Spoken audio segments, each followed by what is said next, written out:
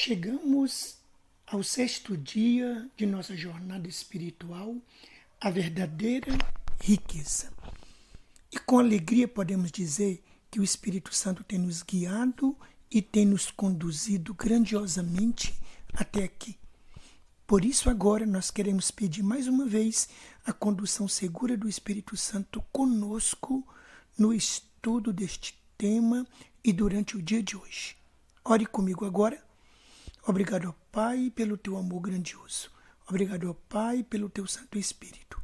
Que no dia de hoje, ó Deus, ele nos guie e nos conduza total e plenamente. Nós te pedimos por Jesus. Amém. O nosso tema de hoje é mais uma vez uma pergunta. Cada dia nós estamos levantando uma pergunta e estamos buscando responder esta pergunta a partir da Bíblia e a partir do espírito de profecia nos escritos da serva do Senhor, Ellen White. E o tema de hoje é a pergunta seguinte: o que estamos fazendo com os talentos que recebemos de Deus? E o texto-chave está em Mateus 25, 21. Respondeu o Senhor: muito bem, servo bom e fiel. Foste fiel no pouco, muito confiarei em tuas mãos para administrar. Entra e participa da alegria do teu Senhor. Esta é a versão King James atualizada, uma versão mais atual, uma linguagem mais moderna que nos ajuda a entender e a compreender. Pois bem, vamos ao desenvolvimento do nosso tema de hoje. Olha só, no tema de hoje, nós vamos fazer uma análise e um aprofundamento da parábola dos talentos um pouco diferente do que é feito normalmente. Sempre interpretamos esta parábola dos talentos como a capacidade de pregar e instruir pela palavra de Deus. Mas segundo Ellen White, esta parábola dos talentos, ela pode e deve e precisa ser, nos dias atuais, nos dias de hoje, interpretada de maneira diferente. Ela foi dada lá no passado aos discípulos para nossa compreensão hoje. Cristo, ao dar essa parábola, ele tinha a aplicação dela hoje em nossos dias. Os talentos desta parábola, numa nova interpretação que Ellen White faz, refere-se aos recursos, aos bens que possuímos neste mundo, que Deus nos concedeu. Então, os talentos não estão relacionados diretamente ou exclusivamente aos dons espirituais. E eu já falei aqui também que a riqueza, a fortuna, não é? A prosperidade é um dom espiritual que Deus nos concede. Às vezes alguém fala: eu não sou rico, eu não sou um milionário. Não, a verdadeira riqueza que Deus nos concede está no que nós temos, nas coisas que Deus nos concedeu, na vida, no nosso emprego, não é? Na casa que nós temos, na nossa família. Tudo isso são bens, são riquezas que Deus nos concede. E nos recursos que Deus concedeu para você administrar, pertencem a Ele. Nós somos hoje administradores desses recursos que Deus nos concedeu. Portanto, nós temos que ter muita responsabilidade com esses recursos, porque Ele nos emprestou recursos para nós administrarmos para a sua causa, para ajudar ao próximo. Que recursos são esses? A vida, a saúde, não é? As nossas habilidades, o emprego que nós temos. Então, esses recursos que Deus nos concedeu, nos emprestou, Ele está fazendo um teste, uma prova conosco, para verificar se nós seremos bem-sucedidos. E aí, Ele vai conceder a nós um recurso, um patrimônio, uma herança muito maior, a herança celestial na eternidade. Muito bem, vamos avançar? Então, o que Ellen White falou sobre esta parábola? É uma advertência para nós, grandiosa. Ela falou o seguinte, em uma visão que ela teve, abre aspas, vi que alguns que professam ser povo de Deus, ser o seu povo, são como o homem que escondeu o talento na terra. Então ela faz uma comparação. Os fiéis filhos de Deus hoje, aqueles que dizem que são fiéis servidores de Cristo, que estão se preparando para ir para a eternidade, ela compara esses professos, aqueles que dizem que são, mas na verdade não são. Ela compara eles com aquele homem que escondeu o talento na terra. E o que ela diz, então? Ela vai explicar e ela vai detalhar tudo isso diferente. Ela fala o seguinte, o que foi que aquele homem fez? Ele pegou o seu talento e enterrou. Quando o patrão voltou, ele devolveu o mesmo talento. É a parábola dos talentos. Um recebeu 5, o outro recebeu 2 e um outro recebeu 1 talento. O que recebeu 5 investiu, aplicou, multiplicou. Quando o patrão voltou, ele devolveu o dobro. O que recebeu 2 fez de igual maneira, investiu, duplicou e devolveu em dobro para o patrão. Mas aquele que recebeu 1, ele enterrou o talento e devolveu apenas 1. E ela fala, esses que agem assim, com o homem que escondeu o talento, impedem que seus bens sejam utilizados de proveito na casa de Deus. Dizem que isso lhes pertence e que eles têm o direito de fazer o que bem lhes aprouver com o que é seu. E não se salvam pessoas mediante cuidadosos esforços de sua parte com o dinheiro do seu senhor. Ou seja, eles não administram o dinheiro, eles prendem aquele dinheiro, os recursos que Deus concede a ele e falam, olha, esse dinheiro é meu. Eu vou fazer dele o que bem eu entender. A vida é minha, o dinheiro é meu, os recursos são meus, o salário é meu, não é? A vida é minha e eu vou utilizar esses bens como bem eu achar. Eu tenho o direito de fazer isso. Eu sou dono do meu dinheiro. Eu ganhei com meu esforço, com meu talento, com meu trabalho, com o suor do meu rosto. E aí, sabe,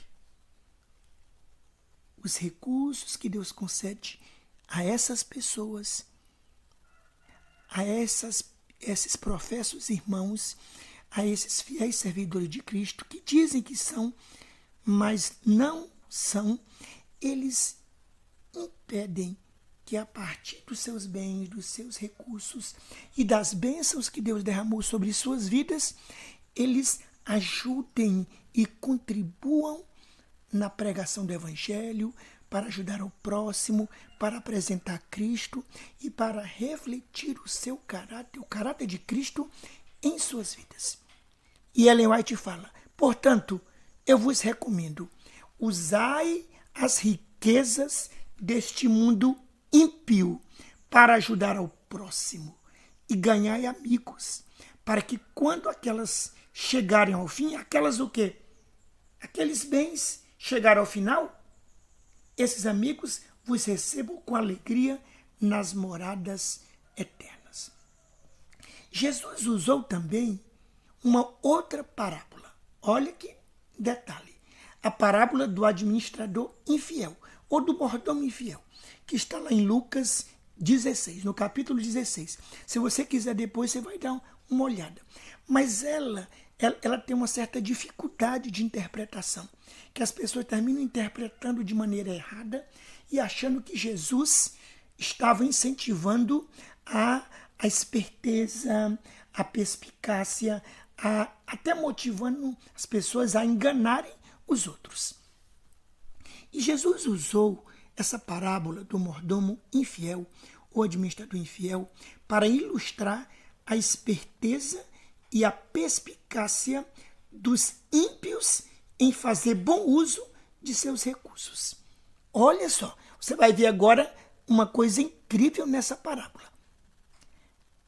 Eu vou explicar para vocês agora de forma resumida esta parábola, para você entender bem direitinho. Na parábola do mordomo infiel, ou do administrador infiel, Jesus falou sobre um homem rico que empregava um administrador. Então, um homem muito rico, tinha muitos bens, tinha uma fazenda muito grande, e nessa fazenda tinha um administrador que administrava toda a fazenda. Esse administrador foi acusado de estar esbanjando os bens do seu patrão e praticando uma péssima gestão. Era desleixado, não era econômico e aproveitava do dinheiro para usar em benefício próprio, no luxo, no seu prazer.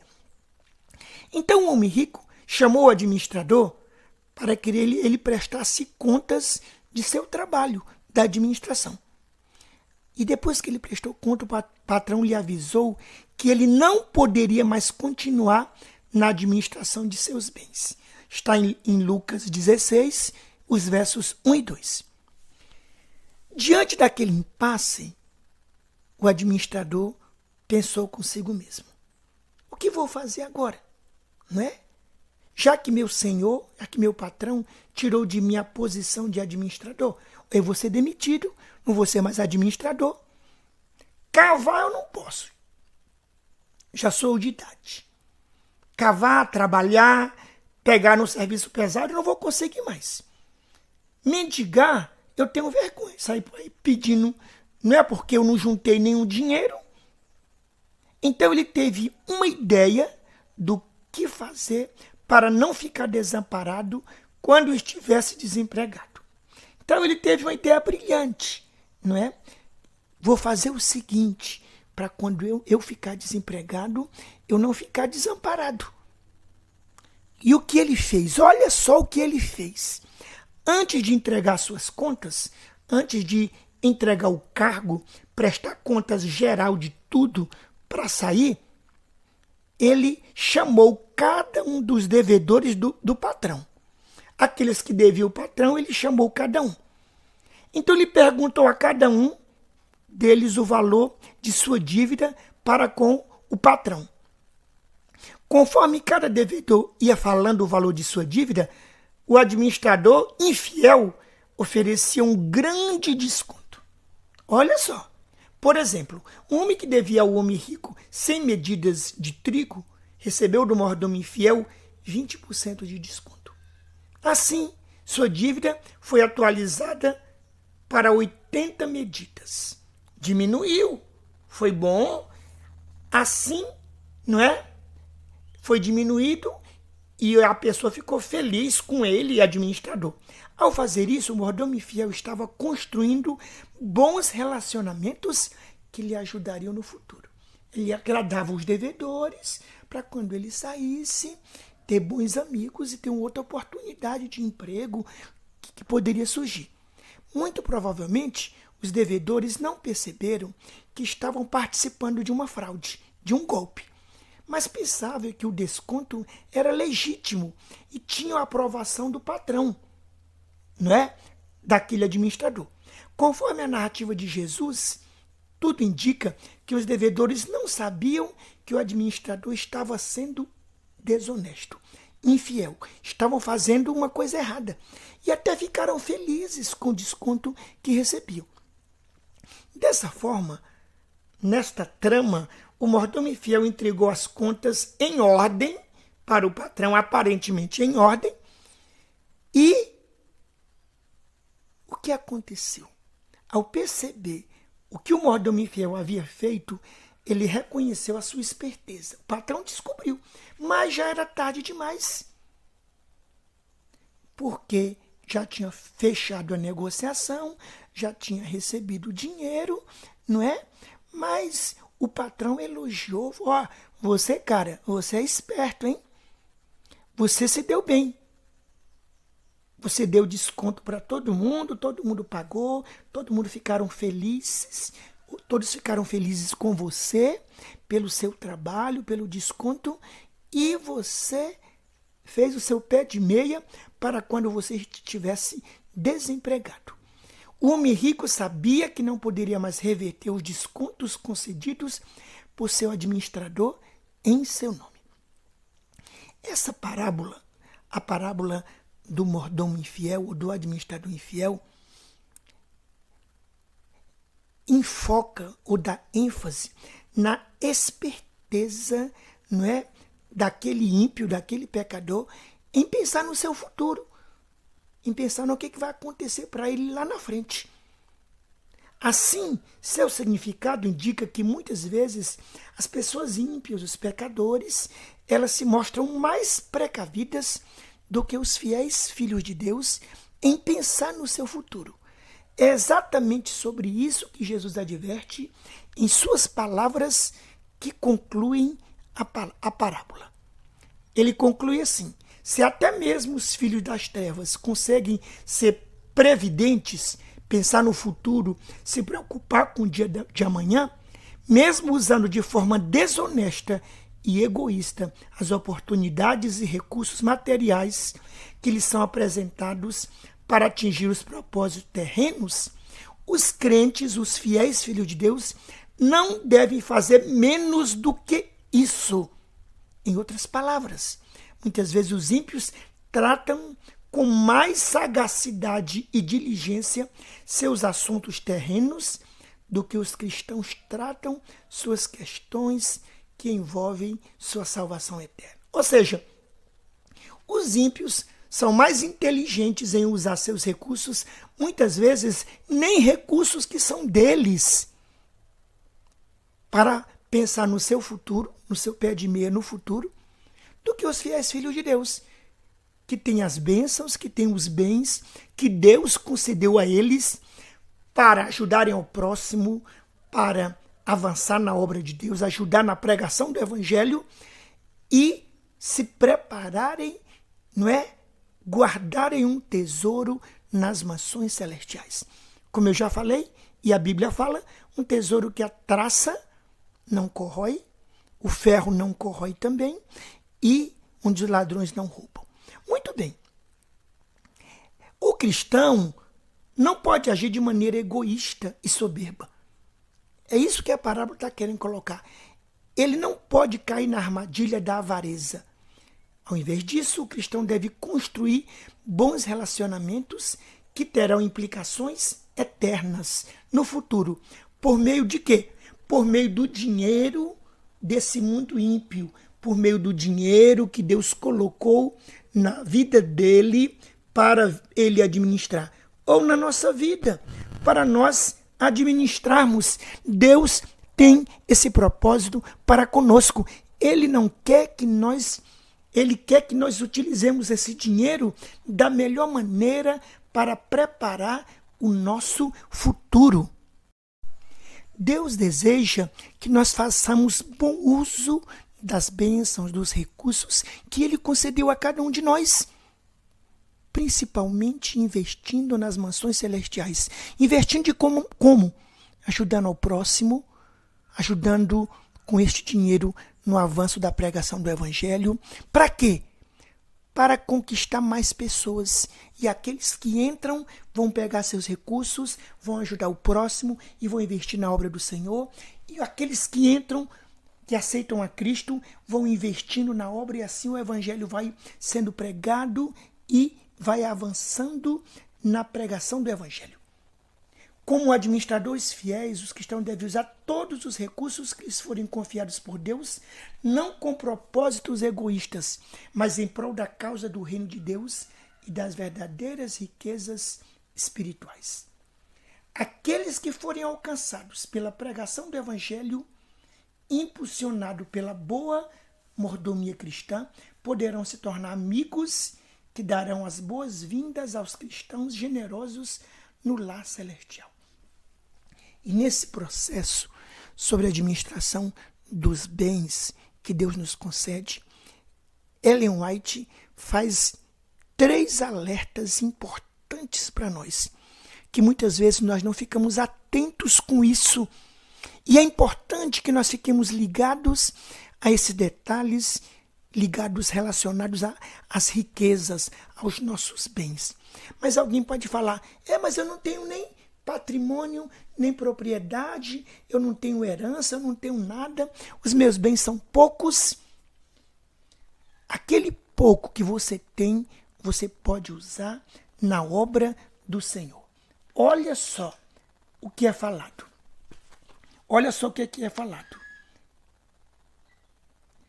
Na parábola dos talentos, é dito assim: foste fiel no pouco, sobre o muito te colocarei. Entra no gozo do teu Senhor. Ou seja, às vezes, muitos ficam pensando assim: eu ganho tão pouquinho, eu só ganho salário mínimo, eu tenho tantas despesas, tenho tantos filhos, tenho tantas contas para pagar, eu não consigo ser fiel ao Senhor. Eu não consigo nem devolver o dízimo, eu não consigo nem dar uma oferta na igreja, quanto menos ajudar os pobres e necessitados. E ainda ajudar na obra do Senhor, não, eu não dou conta, é muita dívida, é muita conta para pagar e o dinheiro é pouco, sabe? Muitas vezes Deus não derrama bênção sobre você porque você é infiel. Naquele pouquinho que você foi colocado, que você recebeu, você é infiel no pouco que Deus concedeu a você, meu irmão. Você está sendo desonesto para com Deus. E aí, sobre o pouco que Ele te deu, você é desonesto, você é infiel, você não reconhece que Deus é o doador da sua vida, dos bens, dos recursos. E aí, o Senhor nunca vai derramar bênção sobre você. A prosperidade não vai chegar na sua vida. Sabe por quê? Porque a prosperidade Deus concede para que aquele que é próspero, como um dom espiritual, como um talento dado por Deus, é que essa riqueza, essa prosperidade, ela transborde em bênçãos na vida de muitas pessoas.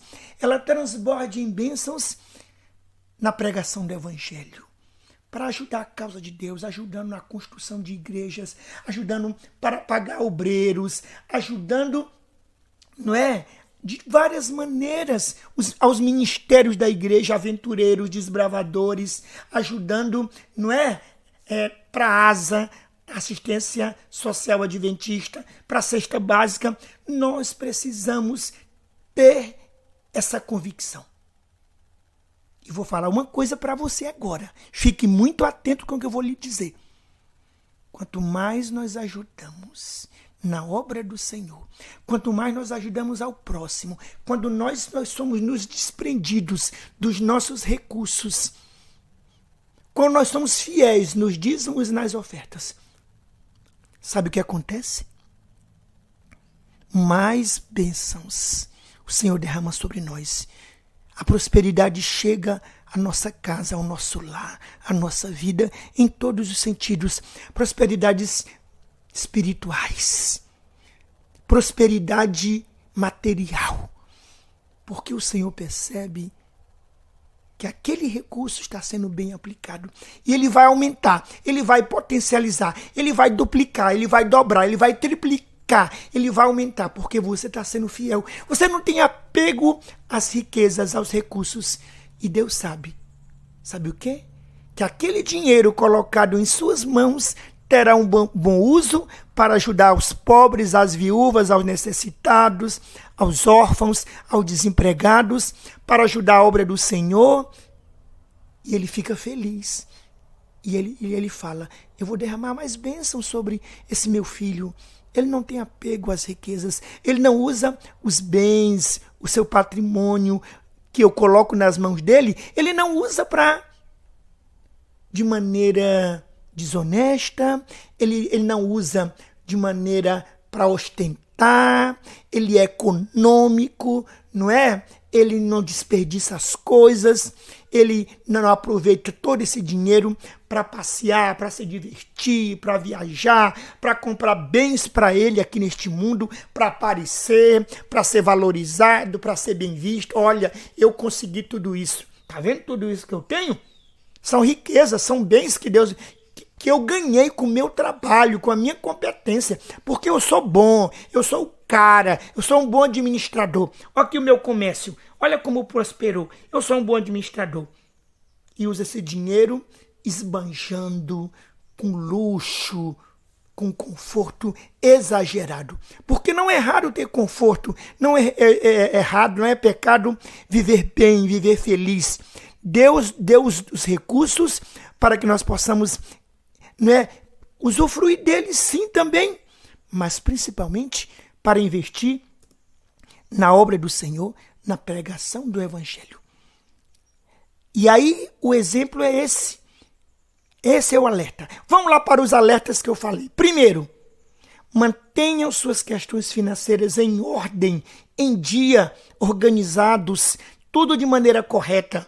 Olha o que Ellen White fala. Pois Satanás observa isso e cria condições para complicar ainda mais essa situação. Para quê? O que ele quer com isso? Satanás quer impedir que esses recursos sejam usados para ajudar os necessitados e para avançar a pregação do Evangelho, a obra de Deus. Satanás ele quer atrapalhar. Se você não é econômico, é desorganizado, é gastador, não tem controle financeiro, ele fala, bacana, eu vou turbinar esse cara aí. Ele vai afundar ainda mais, porque dessa maneira ele não vai poder utilizar os recursos para ajudar o necessitado, para testemunhar de Cristo, para a pregação do Evangelho. Vai ser ótimo. E ele fica feliz, ele com seus anjos. E ele vai turbinar a sua vida para trazer mais problema, para levar você para o buraco, para você não prosperar. Porque assim, o dinheiro de tabela não vai ser usado na pregação do Evangelho, na obra de Deus. Esse é o primeiro alerta. Então, fique atento. Satanás não quer isso.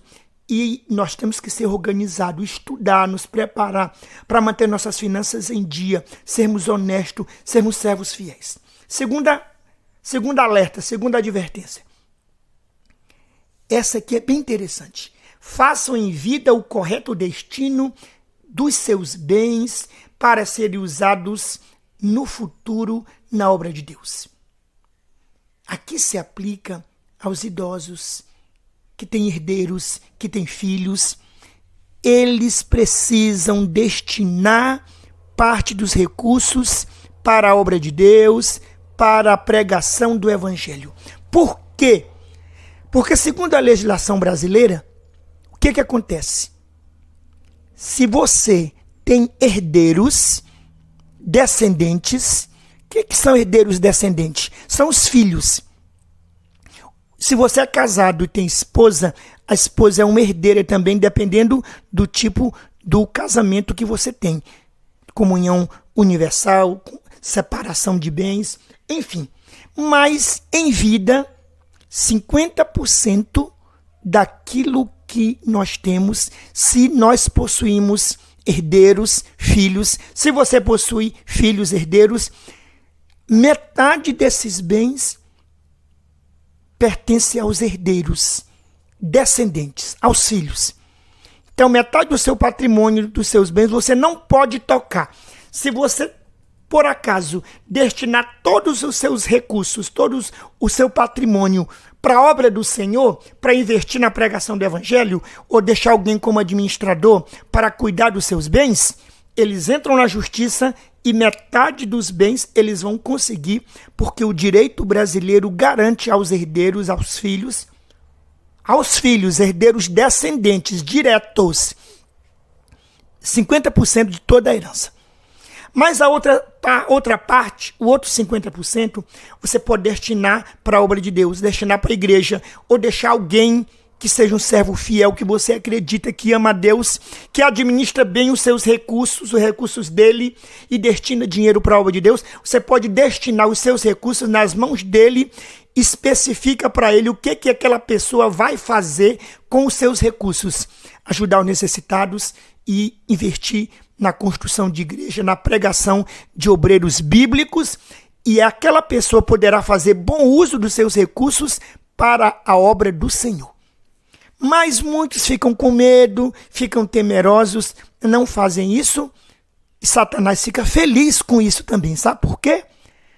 Porque ele não destina a metade dos recursos para a pregação do evangelho, para alguém administrar e usar na obra do Senhor, fica tudo para os filhos já se afastaram da igreja, são ímpios e vão utilizar todo aquele recurso para usufruir com gastança desnecessária, com o luxo, das maneiras mais erradas. E aqueles bens que foram bênçãos de Deus não são utilizados na pregação do evangelho. Olha que coisa. Satanás também fica feliz com isso.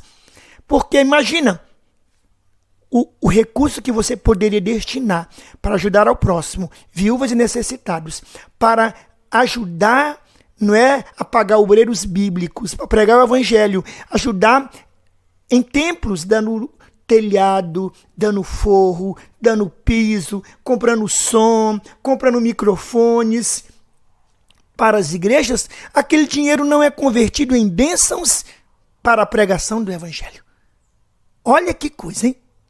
E o terceiro alerta é o seguinte, olha só, o terceiro.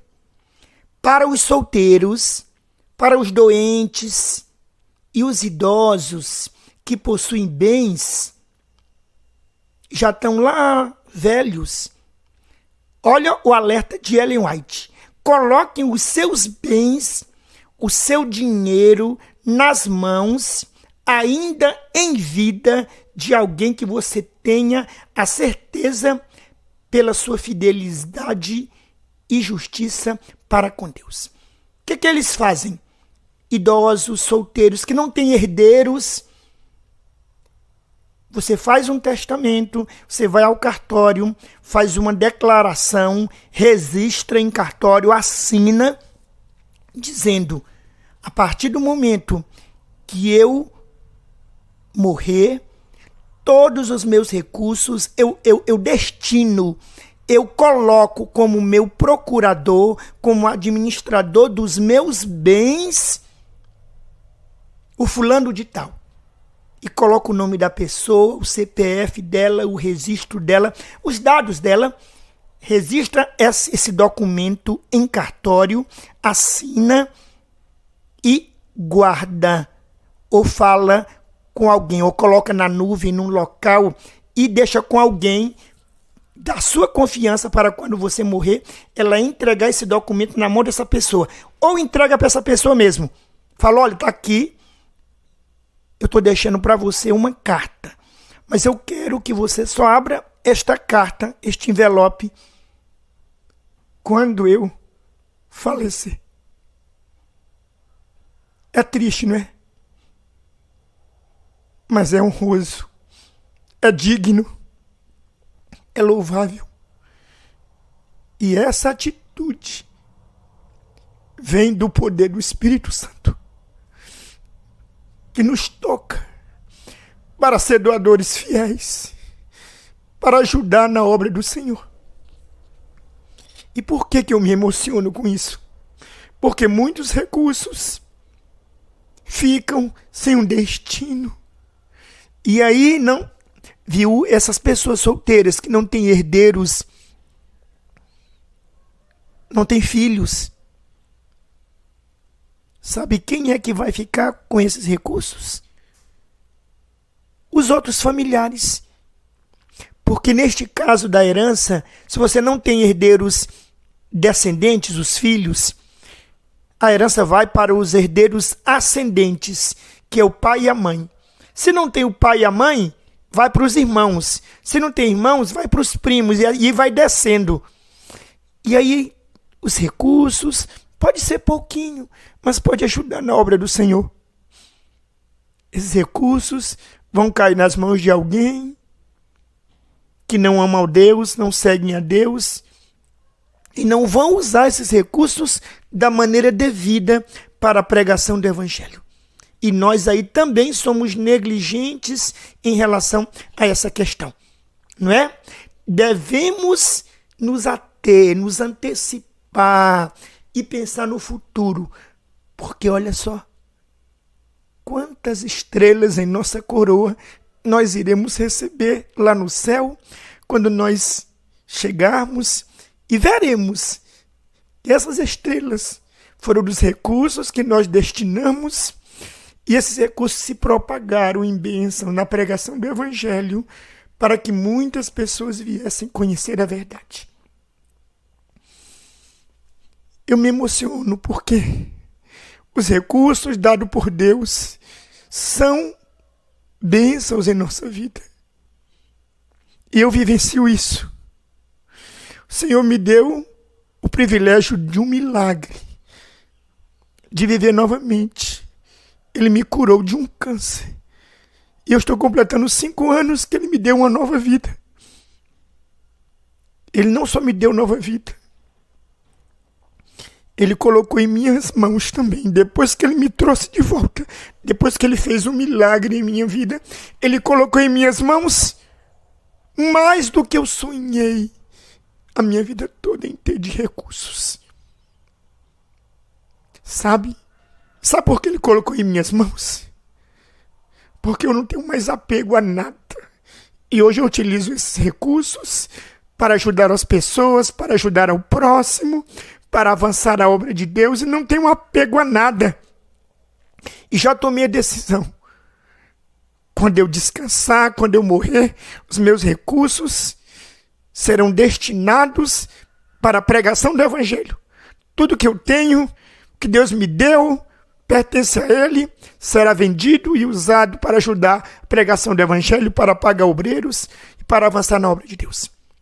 Essa é a mensagem que Deus quer para nós hoje. Seja um mordomo fiel, seja um administrador fiel das bênçãos que Deus colocou em sua vida.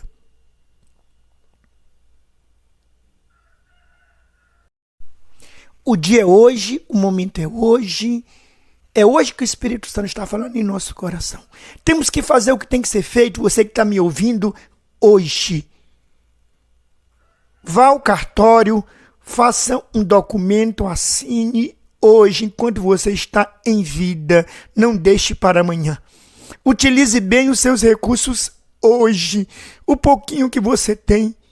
Essa mensagem que eu estou falando hoje não é para aqueles que têm muito dinheiro, é para aqueles também, mas uma grande maioria possuem poucos recursos, vivem uma vida tão sofrida, mas não recebem as bênçãos porque são desonestos, são ambiciosos. Se você é fiel no pouquinho que você tem, Deus vai derramar muitas bênçãos, mas muitos pensam assim, não, eu tenho muito pouco. É tanta dívida, é tanta despesa que eu não consigo. Mas, Senhor, me abençoe. Quando eu ficar rico, quando eu prosperar, aí eu vou ajudar a obra do Senhor. Aí eu vou pagar obreiros, aí eu vou ajudar na construção de igrejas, aí eu vou devolver meu dízimo, minha oferta. Mentira. Isso não vai acontecer. Nós vimos a história da irmã Amy. Ela tinha uma vida sofrida, dificuldades, e ela era fiel. Mas na riqueza, ela não foi. O coração é traiçoeiro, o nosso coração é pecador, nosso coração é mau. Tudo que tem dentro de nós são as coisas da carne, o prazer deste mundo que nos domina. Portanto, tome uma decisão hoje. Faça um propósito com Deus, Senhor, eu vou ser fiel a Ti. Eu vou fazer um teste contigo. Mesmo na dor, no sofrimento, na dificuldade, aquela tua parte vai ser tirada. Em primeiro lugar, vem a parte do Senhor. Devolver a Ele uma pequena parte, 10%. Eu já vi pessoas começar a devolver 10%, depois 20%, depois 30%, depois 40%, depois 50% de tudo que tinham. E sabe o que acontecia? Mais bênçãos ele recebia, prosperavam, mais recursos, mais recursos. Imagina, 50% de muito dinheiro, de milhões, é o suficiente. Tudo pertence ao doador da vida. Ele nos dá a vida, a saúde, os bens, a riqueza, tudo isso quando nós não nos apegamos, quando nós não somos honestos, quando nós não somos mesquinhos, quando nós não somos egoístas, com um pouquinho que Deus nos deu ou com muito. A vida é curta, a vida é fugaz, ela é passageira. E rapidamente nós morremos. E não fizemos um bom uso de todos os bens que Deus concedeu a nós. Para finalizar, pense em sua vida. Pense em reestruturar a sua vida. Pense em fazer um propósito. O desafio é, a partir de hoje, você precisa tomar uma atitude diferente em sua vida em relação aos seus bens materiais, aos seus recursos, ao seu patrimônio, à riqueza que você tem, em relação a como você administra, em relação a como você usa esses recursos, esses bens. Não seja como aquele que recebeu um talento e enterrou. Não. Mas seja inteligente. Invista os seus recursos nas mansões celestiais. E você terá um galardão que tem um nome: vida eterna, eternidade, onde nós iremos adorar o nosso Deus eternamente. Ore comigo agora. Pai amado, que teu Santo Espírito, Senhor, nos toque e nos encha total e plenamente para entender o propósito que tu tens conosco em nossa vida, com os recursos que tu colocaste, Senhor, em nossa vida. Que teu Santo Espírito nos encha e nos transforme e nos use, Senhor. Coloque a bondade em nosso coração para te servir, para entender, Senhor, que todos esses recursos pertencem a ti. Vem do teu trono. Tudo que nós temos, tudo que somos, tudo que temos pertence a ti. Nós estamos administrando provisoriamente os recursos que te pertencem, porque assim tu, ó Deus, nos dará os recursos necessários que pertencem a nós, a eternidade, a vida eterna. Já morreste na cruz do Calvário por nós para nos dar. Basta apenas nós exercitarmos a bondade, a honestidade que tu concedeste a cada um de nós. Que teu Santo Espírito desenvolva em nós essa vontade de servir, essa alegria em doar com prazer, com satisfação. Porque tu voltarás e nós queremos estar em pé naquele grandioso dia. Nós pedimos tudo isso em nome de Jesus, nosso eterno e grande Salvador, hoje e sempre. Amém. E o que eu digo agora? Cristo em breve voltará e nós estaremos lá. Amém?